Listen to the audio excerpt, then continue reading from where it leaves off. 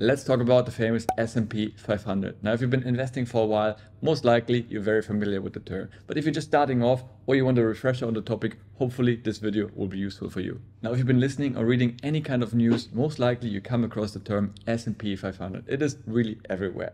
And there's a right reason for it, and I'll come to this in a second because I really think it's probably the best way for beginners to get started. But what does it actually mean, S&P 500? And that's exactly what I want to cover in this video, plus show you easy ways how you can get invested into it. Now, first off, S&P is actually a company. It's called S&P Global, and it's actually also a company that I invest in myself. And that company is basically known for compiling various kind of data. And one of them is compiling the 500 biggest companies in the US, which is effectively the S&P 500. That's what 500 stands for the 500 biggest companies by market capitalization. And we'll speak about this in a second. So that company is famous. Technically, there could be other companies doing it, but it just so happened that they were the first to set it up. And now it's kind of the gold standard that people look to because they trust the numbers, that they have the latest information on that. And whenever you go to any kind of money or investing related websites, you will definitely see the S&P 500 listed over there. However, in fact, pretty much most countries have their own indexes. That's called an index, right? It's a market index. It basically takes the temperature of an economy. You can see over here,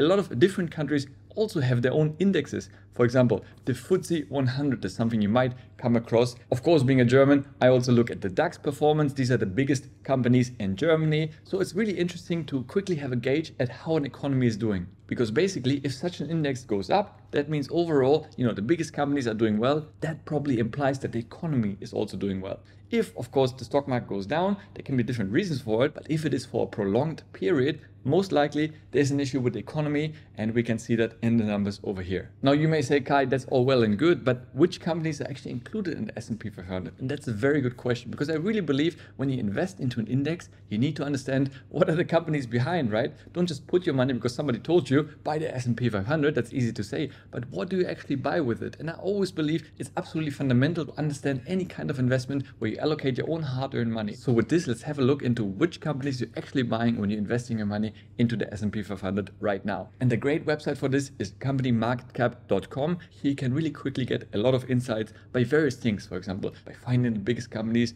across different countries, across different categories. But in our case, obviously, what I want to look at is by countries, and I select United States. So these are the 500 biggest companies in the United States. So essentially, this is what the S&P 500 is made of. And here you can see very easily which ones they are. And obviously that's a live document, right? Because things change over time. Companies that go out of business, they won't make the list anymore. If they drop out of the 500 and they drop down in value and they happen to be only the 700th biggest company in the US, they wouldn't be included in the index anymore. So, for example, 30 years ago, obviously Microsoft wouldn't be the biggest company in the US, right? It was different numbers. So these things are dynamic. And that's the beauty of investing into the S&P 500, because you don't have to individually pick which company you invest.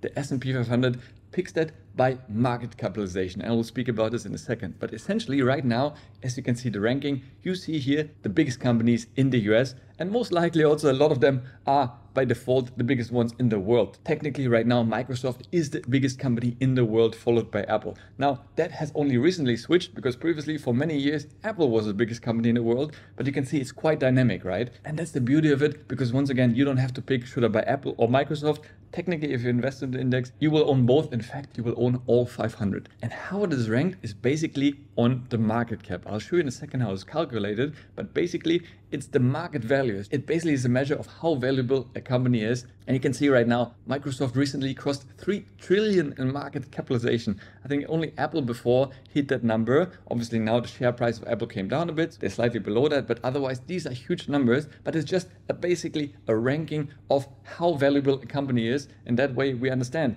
is that more valuable than another company? You can see, for example, the 5th most valuable company in the US is Nvidia currently, and that's less than half of the value of Microsoft. So it gives you a good idea of where one company stands to relation to another one. And yeah, from here you can basically go down the list and see all the various companies. You obviously don't have to know all 500 of the companies. I don't even know all of them, but at least the top 20 or so to understand what you're actually allocating your money in. And you can see it's across all different things. I'll show you there are various sectors that you'll be investing in, but really, look at it. Number 42, you'll be buying also Walt Disney. You'll be owning Nike. You'll be owning Pfizer. So many various different companies from various sectors and backgrounds. For example, S&P Global. So the very company that issues that index is also one of the biggest companies actually. And as I said, I own stocks in it myself. myself and they've been paying me dividends, so I really like the company. But yeah, so many known companies that we all know and understand are part of that illustrious index. So that's really, really good. BlackRock, another company that I own. So really good to understand what actually goes into it. Starbucks, if you like coffee, why not own some Starbucks? And rather than investing individually in the company, because again, in 10, 15 years, maybe people don't drink Starbucks anymore, but they go for tea on another coffee company. So this way, you don't have to individually pick the company,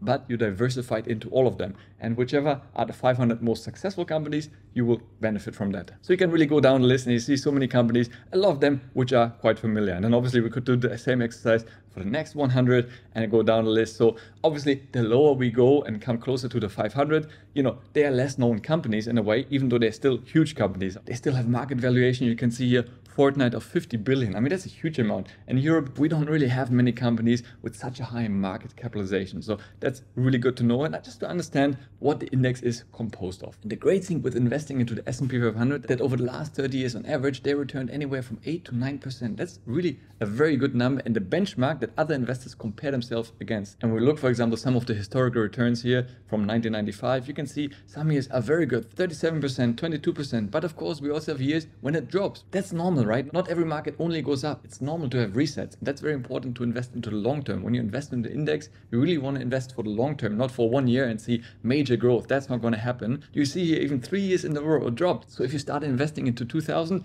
you think, oh my God, investing is absolutely useless.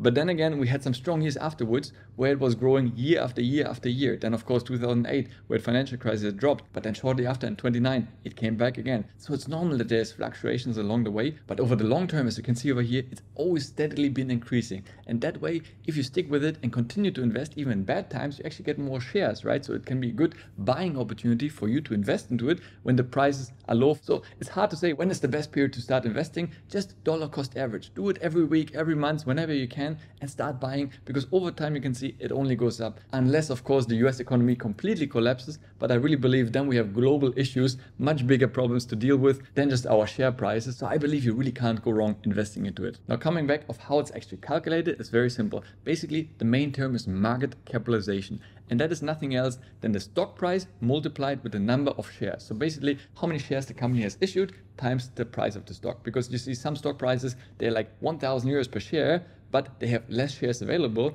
And other companies, the share price can be 15 euros, but they have millions of shares issued. So in the end, you have to multiply those two numbers and you see the current value of the company or the so-called market capitalization. And based on that, they will basically be ranked in the table I just shown you. And of course, another important factor is the weighting, because basically some of the big companies, the top 10 companies, they have a higher weighting in that index than company 350. And that's very important because the top companies have a higher market capitalization. And basically what it is, you take the company market capitalization that you have divided by the total market capitalization of the entire S&P 500. So in this very example, we can see over here, the total market capitalization right now is around 50.5 trillion. So all you would have to do is divide 3 trillion divided by 50.5 trillion. And then basically you get the weighting. And you can see over here, the top 10 holdings in the S&P 500. Obviously right now, Microsoft is 7.13% of the overall holdings is composed of Microsoft, then shortly followed by Apple and then the other top 10 companies. In total, the top 10 make 31% of the entire holding. So that just shows you how much more successful and powerful the top 10 companies are compared to the rest. But I guess that's no real surprise. It goes back to the 80-20 principle, Pareto principle. 80% of the success comes from 20% of the company, or 80% of the results comes from 20% of the effort. And that's so true. And in this example, valid as well. Now moving on, you may ask yourself, how can I actually invest into the S&P 500? And that's a good question because there's so many different ways. And it really depends also on where you live. If you live in the US, it's very easy. There are a lot of ETF providers, and that's actually very important. You buy an ETF. You don't invest directly into the S&P 500, that's the index, but you're going to be investing into an ETF, an exchange traded fund, that basically buys that index on your behalf. You can't do that directly. But there's so many great ETFs out there, and the two providers that I like the most are actually Vanguard and BlackRock. And it's very funny. For example, if you open Apple, you see over here, Apple company, and look at the top holders of that company, you have institutional holders, and you will see for most stocks, it's actually Vanguard and BlackRock. Then you have some other ones, but these are always going to be the biggest one. Same, for example, when I head over to Microsoft. If I go down to major holders, you will see, once again, Vanguard and BlackRock. And the reason is that they are some of the biggest ETF issuers in the world, and a lot of people obviously investing into the S&P 500 do that through them. So basically, you invest the money with them, and they, on your behalf, buy the shares in those companies. So technically, with all the money poured into them, they're buying so many shares and now are some of the biggest holders. So I would trust my money with them rather than some small ETF provider that I never heard of that might potentially go bust or do something funny with my money. I want to invest into companies that I can really trust and have a proven track record, obviously. Now, in my case, I went with Vanguard, but as I said, BlackRock is equally fine. I invest in BlackRock stocks, but my ETFs are buy through Vanguard. But either of them is fine. And then obviously you can very easily go onto the various websites of the provider and they will give you all the information about the ETF and all the insights. It's very easy to get some data and analysis on that. And one thing that's always very important people forget is actually the transaction cost that is applied, the expense ratio, because some ETF providers that are less known, that are operating in Europe and other places, that promise you all the great results. Even some local banks have their own ETFs that you can buy and invest into the S&P 500. But then the charges, I've seen 0.5% up to 1%. And that's crazy. When you think that you might get an 8 or 9% return, 1%, it really eats into your profitability. So make sure you keep that as low as possible. And 0.07% in Europe is probably the lowest you can currently get. And the one I'm buying is actually the VUSA ETF. And S&P 500 ETF can either be distributing, where they pay you the dividend on a quarterly basis, because some of the companies in that index, they pay a dividend. So the money is being received to Vanguard, and then they can either pay you, so you receive it into your account, or the second option is in accumulating. Basically, as soon as you get the dividend, they buy more shares for you with that money, so you never actually get the dividend paid. Now it really depends on you and your investing preference, if you want to live off the money or you want to reinvest it. Also on taxation, some countries might have some more favorable taxation rules for either of those options, but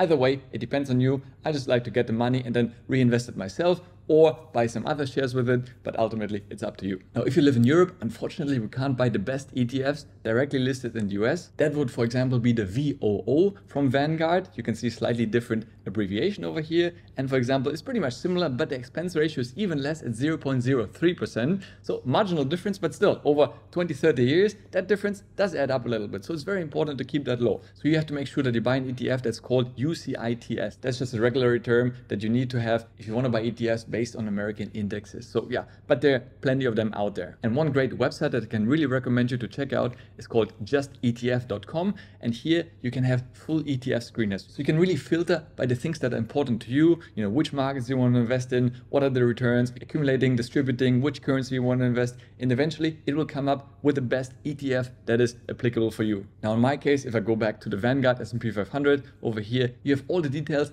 that you want to know. And one good thing is also very important, full replication. Basically, it means that the company is actually buying shares, because some providers, they have synthetic ETFs. So they don't actually buy or own those shares in the companies. They just have it synthetically, some financial engineering, which I'm not a big fan of. It might lower the expense ratio, but ultimately, God forbid something happens to that ETF, you might not actually see your shares because they never actually owned them in the first place. So for me, I always like full replication. And then once again, the distribution policy, as I mentioned, in my case is distributing, but they also have S&P 500 accumulating. So it's really up to you. There are different options out there. And you see here, of course, the performance over the years, expense ratio. The fund currency is important as well, of course. They have also European funds, which is obviously then based in euro, in case you don't want to have any exchange rate fluctuation, what have you. Where the fund is listed, in this case Ireland, and who's the fund provider. So these are basic things that you want to know. And in my case, why I like Vanguard again, because you can see here the fund size is one of the biggest fund sizes in Europe, because a lot of people are investing in it. And you want to be very liquid, right? If there was to be a market crash,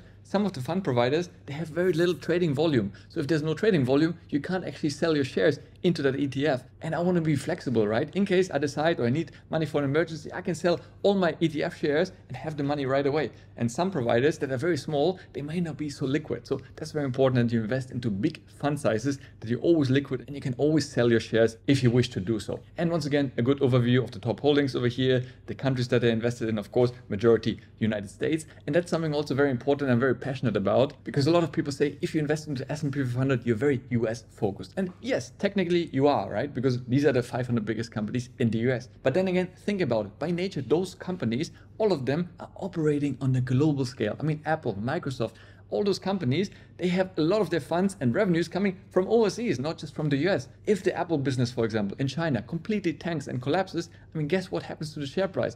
It will go down because their revenue goes down, right? And the same is true if it goes up. If they have a huge success in Asia or Middle East or what have you, and boom, immediately it will boost their share prices. And the good thing here is I know the companies, I can follow them, they're very transparent. If I invest into a global ETF in some index that tracks various indexes from around the world, you will be investing, for example, in the Indian stock market. Now, I'm sure it's a great stock market and they have amazing companies, but for me personally, it's going to be so hard to follow those companies. They mean nothing to me. I have no idea about them and I don't want to track all those different countries. I mean, it's already 500 in the US alone. That's quite a number to kind of stay on top. Obviously, I will only focus on the top 15 or 20. But if I had to do this on a global scale, China, for example, are you getting really all the numbers that you're looking for? So I'm really happy and comfortable investing into 500 American companies that are by default diversified rather than having a diversified ETF all across the world where honestly I have no idea really what goes into it. And technically, if you think about it, still the American companies in that index usually still have one of the highest weightings because